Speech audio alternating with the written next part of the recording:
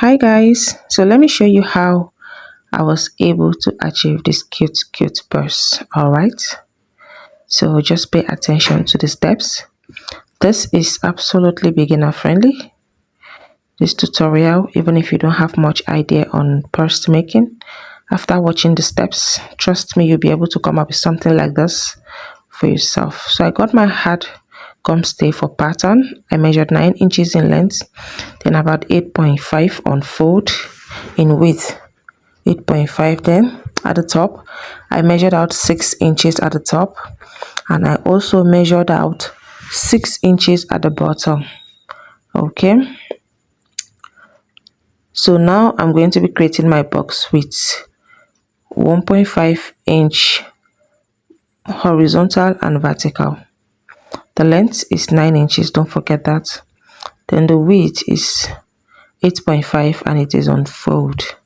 I'm just trying to create out a pattern. I love to create patterns before working. So I'm giving it this kind of shape. All right, I'm giving it this shape. This is just a straightforward pattern. When you make this pattern, it's safe for you to keep it so that for sake of next time you can use it. So we have this for our first pattern. This is it when it's open. So I got this very beautiful leather. It's a medium firm leather, not too hard, not too soft, but I still need it to be harder. I still need it to be thicker. All right, so I'm going to be cutting out 2 pieces of it. You can use any color of leather of choice. So now I'm cutting out 2 pieces. So this leather is not as hard as what I want. I notched the middle, so I'm using this thick material. In my place here in Nigeria, we call it scuba nets. So you can use anything that you know can also add to the thickness. You're just tracing it out. You're using your gum, a stick gum, or whatever name you call this gum. You're using it to attach the 2 pieces together to make it one singular piece. You want to have this thickness, so you're repeating the same step to the other part. You're doing the same thing. So we just want to achieve a reasonable thickness. So now after we've notched the middle, we are going to make 2 kiss plates. All right, two on each side, facing each other. We are creating 2 kiss plates. They are going to be marrying each other. This one will face, this one will face, you understand? So we'll take it closely to the middle where we notched. We will kiss it. On each side we are going to be making 2. So you're doing this and you're going to repeat the step. You repeat that step, do the same thing to the other sides, the other part of the main body. You're repeating the step at this point.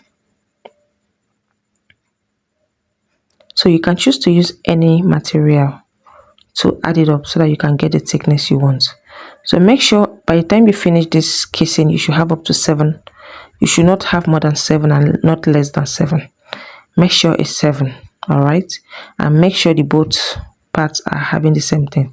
So when you're done with that, you're going to get another interface or hard gum stay, whatever name you call it, or whatever thing you can use to trace. You're going to trace out the new shape of this main body. You trace it out. So after tracing it out, you're going to cut it out. All right, you're going to cut it out at this point, fold it, and you're going to take out 4 inches, measuring from the top to the down. You take out 4 inches, you cut it into 2. You're trying to create our inner lining. So you're using the upper part to cut out 2 pieces of this leather again. Then you use your down part to cut your preferred lining. So me, I'm still working with the material I used to line for the thickness as my inner lining, the down part of my inner lining. You can use any lining of choice. It's entirely up to you. For the padding, for the thickness, you can also use anything that you know can give you the thickness you want. So now we're using our main body, matching right side facing each other. We are going to mark out 2 inches. Then we'll start sewing. Just give it a little notch so that you know where to start sewing. You're doing this both sides. You're marking out 2 inches. That 2 inches that we're marking out from it will not be sewing the 2 inches. Okay, we need the opening to be wide enough to contain things. So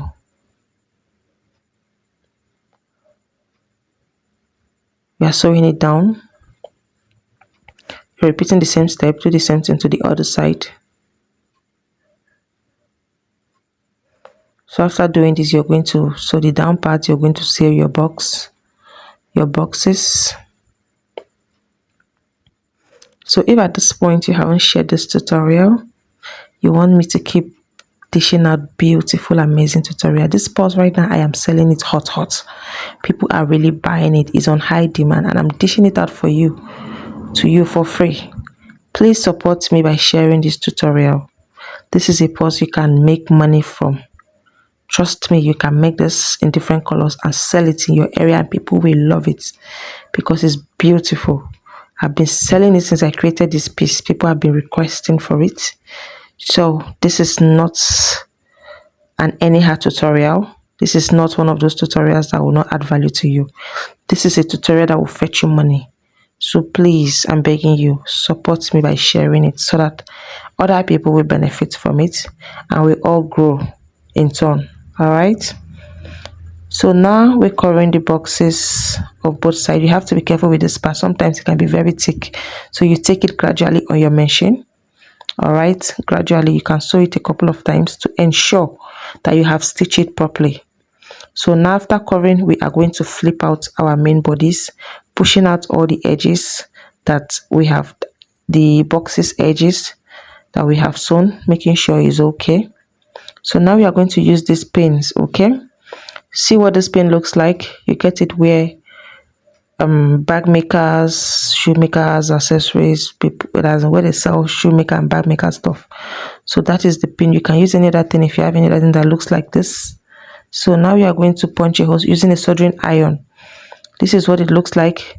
It has feet, so you are going to spread out the feet. When you punch a hole, a little hole, put it in and you spread out the feet. You understand? So this is what we are going to be doing. You're going to do this, use this to design the purse. You're just placing this design at the top of the plates. Just watch what I'm doing. So you can put, like at the beginning you can put 4 or 3, then the middle you can put like maybe 5, just like that. Just design it. See the way I'm doing. Just design it accordingly, then put just something to beautify it. You get? So a soldering iron is a tool that you can get in an electrical shop, or you can get it online depending on the country that you are. It's plugged to electricity and it will get really hot. It helps you to do, it does a lot of things, a lot of functions. So this is one of it. All right, you can use it for so many things. It's very easy for you to use and punch holes when it's very hot like this. So I'm just trying to create a design with this. This is what it looks like. So this is what this looks like. It's like this. Then you can, when you put it in, you spread it and seal it. There are other things that you can use to achieve this. So if you know you have something that you can use apart from this, please feel free. This is creativity. There is no rule. Just achieve something beautiful at the end. So we are going to get this lining that we have cut out. All right, you notch the middle, start sewing from the middle. Depending on your leather type, it's best to start sewing from the middle. Some leather do squeeze when you are sewing, and when you experience things like that, you can use oil to ease it up so that it will move flexibly. So you sew from the middle, you do the same thing to the other side, then you top stitch. All right, you top stitch.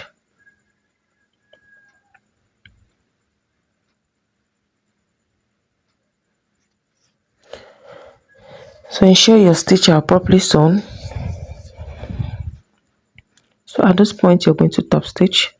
Top stitch means spreading whatever thing that you are sewing or stitching on top of the stitch. If you are a complete, beginner, see what I'm doing. I'm just stitching on top of the black side. All right, making sure that the under seams are directed to the area that you are stitching.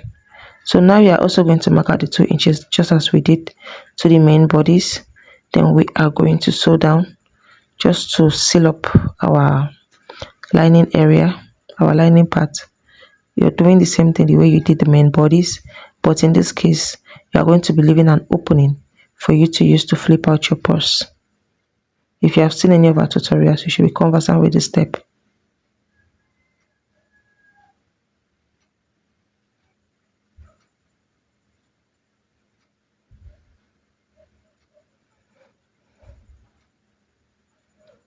So this tutorial may not be as bright as it used to be.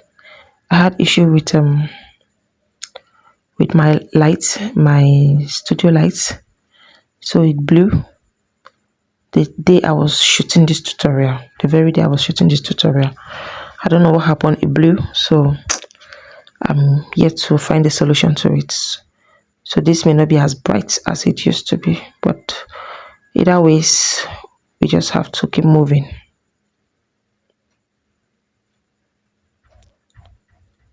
So now we are going to put in our main bodies inside of the lining.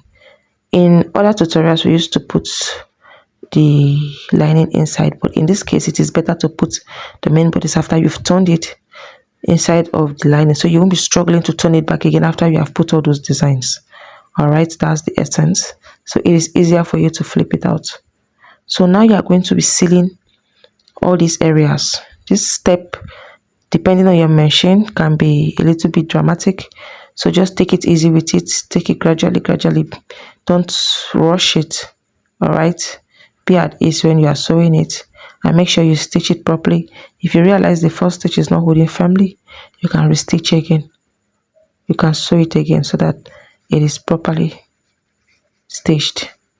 You don't want to start having issues of it's losing up and you want to do it again. You want to start turning it back to do it again.